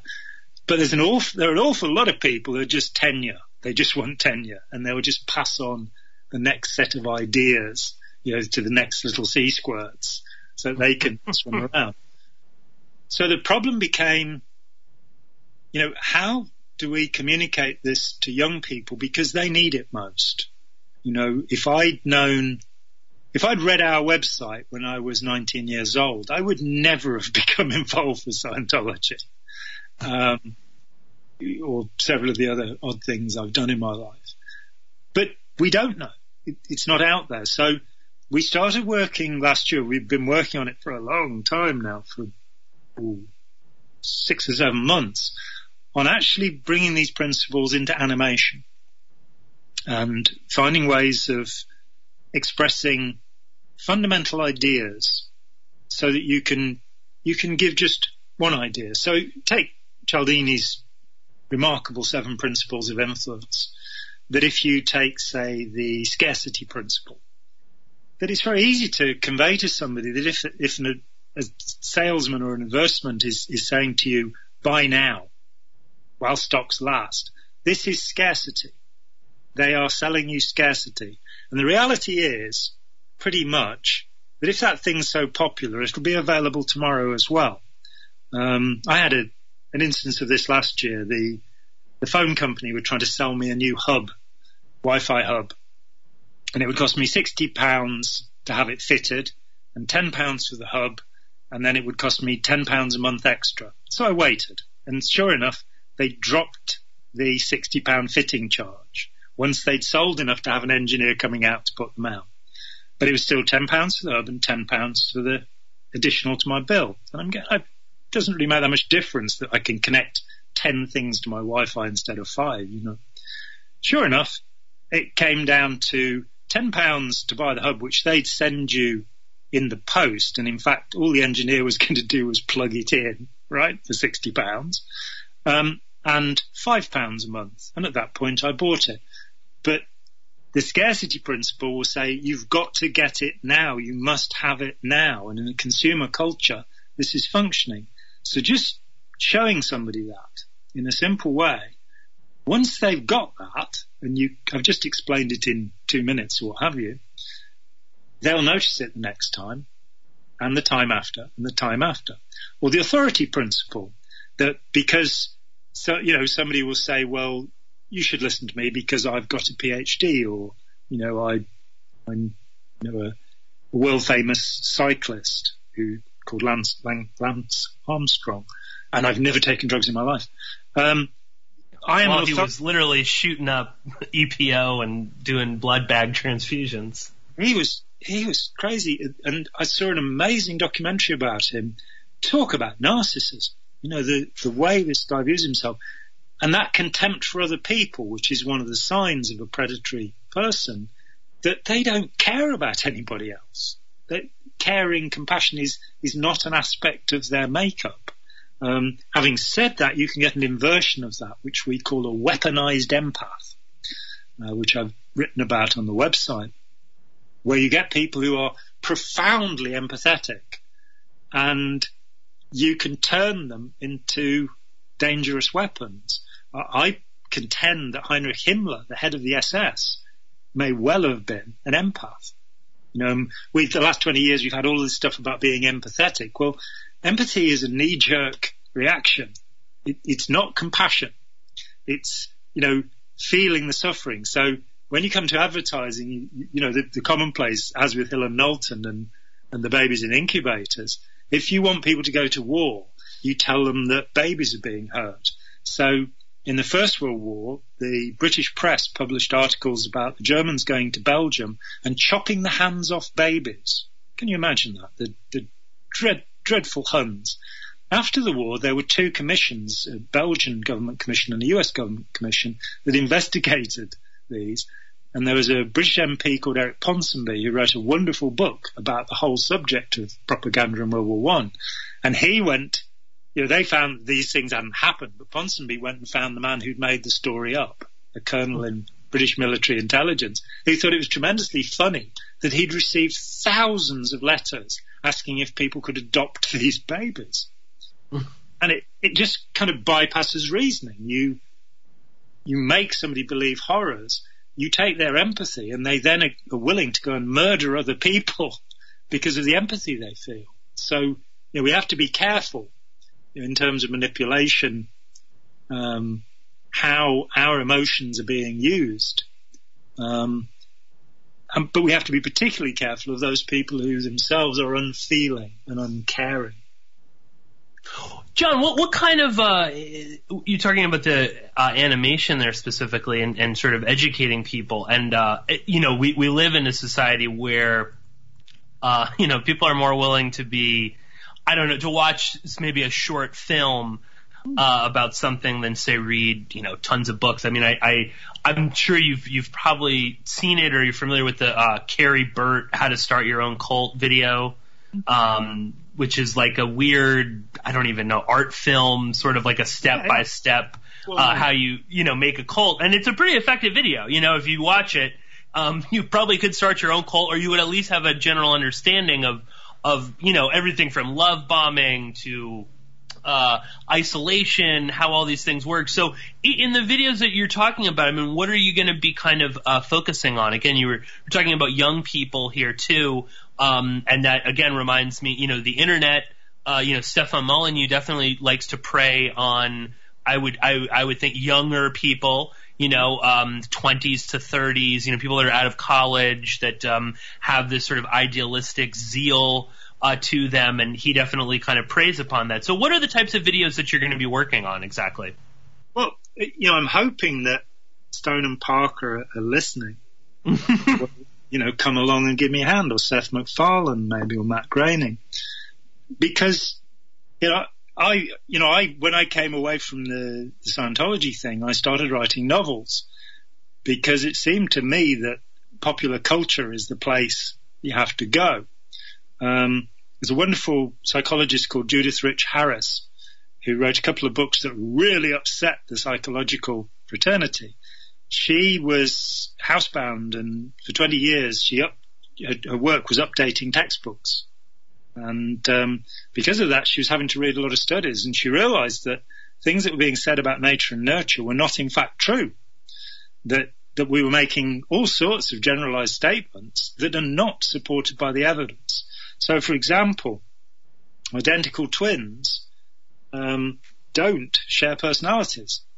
They will share, if you IQ test them, they tend to be fairly close. But in terms of personality testing, they are more distant than ordinary fraternal twins. So how does that work? They've grown up with the same experiences. They've started with the same genetics. How does that work? And she started questioning all sorts of things. And her conclusion was that we are most influenced in early adolescence, that we will take on our life values somewhere around the age of 13. We won't take them from school, and we won't take them from our family. We'll take them from our peer group. Now, for me, the next step of that argument is, where does the peer group get its values from? And it takes them from South Park or Rick and Morty or whatever is being watched at the moment. Great cartoon. Yeah. Or, some grime artist or, somebody doing hip hop. That's where the values will come from. I can say, when I was 13, there was this bloke who was imagining no possessions, who was living in a £2 million house and playing a piano worth more than my house. But there you go. His name was John Lennon. And, he and the hippie notions around him influenced my life. I was 13. I adopted that as my culture. And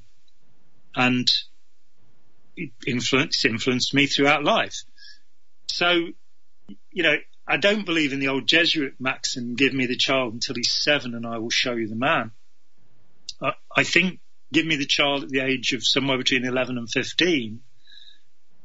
And how you need to approach those kids is through their own culture. They don't want some old bloke like me ranting and rambling at them. They want to see something that gives them the information in a form that's digestible, which is where really, and I sincerely believe that Stone and Parker particularly are a part of the cultural backbone of our society, because by being so rude and offensive and having an audience of 13-year-olds, even though they're not meant to be watching it because it's X-rated, they've influenced thinking. Their attacks upon racism, the way that Cartman is anti-Semitic. Their attacks on Scientology. Yes, absolutely. Coming out of the closet with Tom Cruise. But, calling the black kid token and, looking at disability with Timmy. Well, this is, I think it's incredibly good because it gets kids to think about it, much more than their school books do.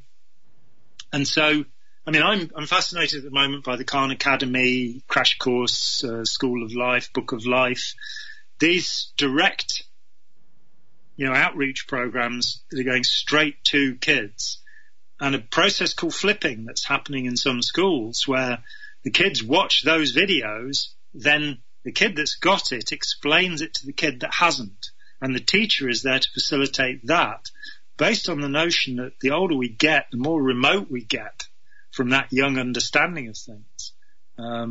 My third child is something of a maths prodigy, and he enjoys nothing more than explaining to the kid next to him how simple this really is.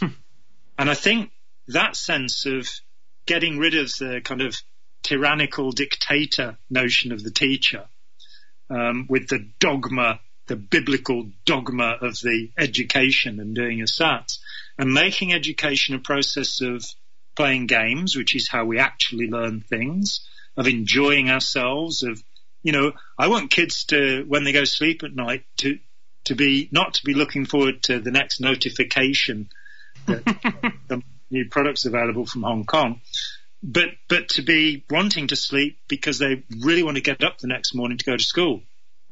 Probably a bit later in the morning, given the melatonin release problems that adolescents have. But, I want them to be, and so you hear about, there was a school in the States where the kids decided they wanted to build a car that could race at Indianapolis. So they did. And they built a car, and they had to learn all of the skills that go into that, which include mathematics, technical drawing, metalwork, all sorts of understandings. And you found that those kids were actually staying 2 or 3 hours extra every day at school, passionate about what they were doing, and their academic performance in all subjects went up. So boring the hell out of children, which is the basic system in place. I mean, in the Y, you get the great thing where you've got the class where all they're doing is memorizing the answers to the SATs. Right. And they, when I was a kid, we had a girl she was in the Guinness Book of World Records with the largest number of exam passers in the UK. She'd pass them like 120 of these exams where normally it'd be 12, and it was said that she would have a tape playing all the time with the material. She'd go in and pass the exam, and if you asked her 2 weeks later any question from that exam, she wouldn't be able to answer it. Right. And, so the thought is to make short animations that explain, really based upon our website as it exists, on the existing structure and taxonomy of the website. And we're looking for funds, if there's anybody out there. And if you have Stone and Parker's phone number, we'd like to talk to them. Or Seth MacFarlane. I wish. I've done multiple shows dissecting South Park, so I always hope and pray they're listening. But perhaps they will. And I would also, Justin Roiland of Rick and Morty, because they cover a lot of kind of similar. Not to get too off track, but much of Rick's whole ethos is think for yourself. Don't be, sheep. Don't follow your parents blindly all the time. So perhaps if Justin Roiland or Dan Harmon is listening as well, I'd definitely encourage them to get in contact with me, and I'll put them in contact with you, John. Sounds good to me. And I think that there's, I don't think people understand the wealth and richness of our contemporary culture. There has never been a time when there were so many creative people. And the fact that we're drowning in cheap pop music still and this kind of stuff. Kim Kardashian. No, let's not be sued for libel here. But there's an upswell of genius that throughout my life, from being a kid and listening to Jimi Hendrix, and later of course writing a novel with him as a character. Quick plug there for Voodoo Child Slight Return. That he was one of 100 people. Just in the music scene, hundreds of people of tremendous genius. I have an old abandoned personal website where I wrote a lot of music criticism, and I think the article that I wrote about guitar players eventually counted, and I think there are 149 albums that I recommend in the course of this great long meander about, guitar players. We also, John, I don't want to interrupt you, but we've only got about a minute left, and I just wanted you to once again tell everybody where they can go to check out the Open Minds Foundation, and we will definitely get you back on the show soon. Great, thank you. The openmindsfoundation.org, and my book is Opening Minds. Excellent. And again, I highly encourage everyone to read Opening Minds, to read Let's Sell These People a Piece of Blue Sky.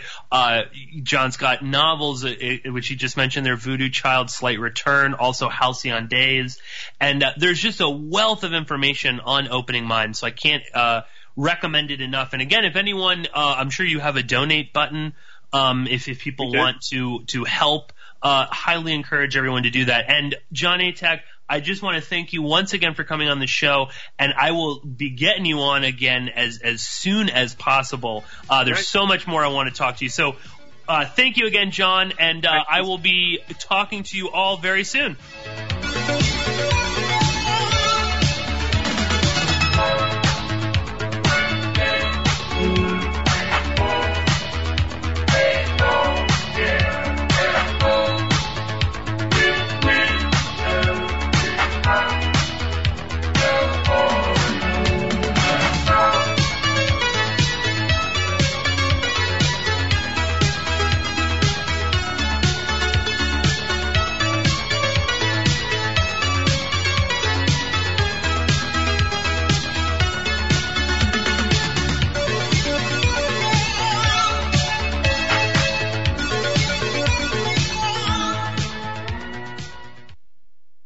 No rules. No rules. No taboo topics. No taboo topics. No fear of doom. No fear of doom. We are American Freedom Radio. American Freedom Radio.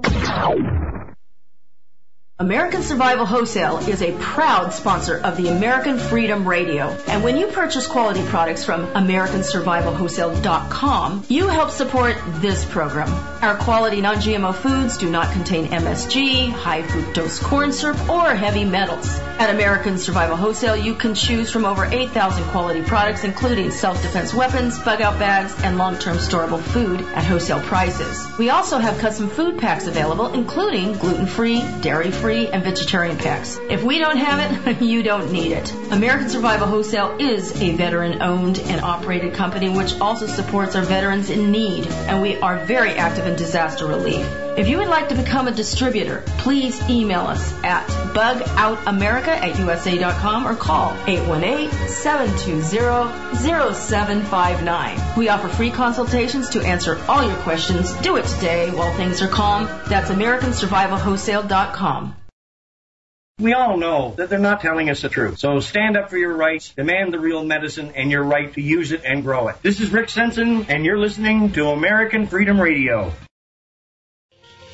Simply Clean Foods is dedicated to providing the best quality food you can buy next to fresh from a farmer's market. Our stringent quality controls and absolute zero GMOs plus testing for heavy metals makes us unique in the storable foods market. Our line of fruits, vegetables, and meats are suitable for everyday use, and you won't have to worry about throwing away valuable groceries ever again. Take out the amount you need and reseal the package for use within the next 6 months. Simply Clean Foods' primary focus is to bring clean food to people all around the world and change the way we look at freeze-dried food in our daily cooking. Go to simplycleanfoods.net. That's www.simplycleanfoods.net today.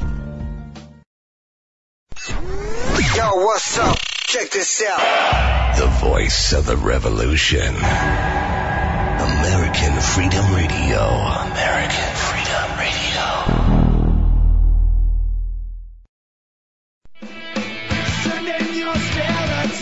And I hope people support American Freedom Radio. And I hope people vote with their dollars and really understand the value of having American Freedom Radio. Because that's my family. If you love me at all, Jack Blood, support American Freedom Radio. Like, my family has literally disowned me. American Freedom Radio. Danny and Don and those guys, those are my actual family. So please support these guys because they have all the technology, they have all these great things that they're going to do, but obviously they can't do it all by themselves. So not only would I like to see you support them, I'd like to see you retweet them and repost them and really get involved and get on the bandwagon, so to speak, on doing that do-it-yourself promotion, because they're a do-it-yourself radio network, and we just need that so much. You're listening to AmericanFreedomRadio.com, the network who perseveres in delivering intelligent debate, constructive dialogue with true independence. The freedom to broadcast the truth is not free at all. So what is American Freedom Radio worth to you? The empowering information with fun, honest and pure integrity behind it provides an example to follow, friendships to flourish, with the moral altruism that pulls no punches. The hosts sacrifice and show remarkable discipline in their duty to deliver quality radio and service to the community with strength, wisdom and loyalty. The founders of AFR wish to thank you personally for sharing your views and insights to make the best radio and alternative media. Now it's time for you to give something back and play a vital role in the future of America. Be as generous with us as we've been with you. Click on the donate banner at AmericanFreedomRadio.com or volunteer by emailing AmericanFreedomRadio@ymail.com. Vaccine, psychotropic drugs and artillery batteries not included. Launch sequence initiated. We're now in the approach phase. Everything looking good. Control is good. 5, roger copy. 3, 2.5, 2, 1. Okay.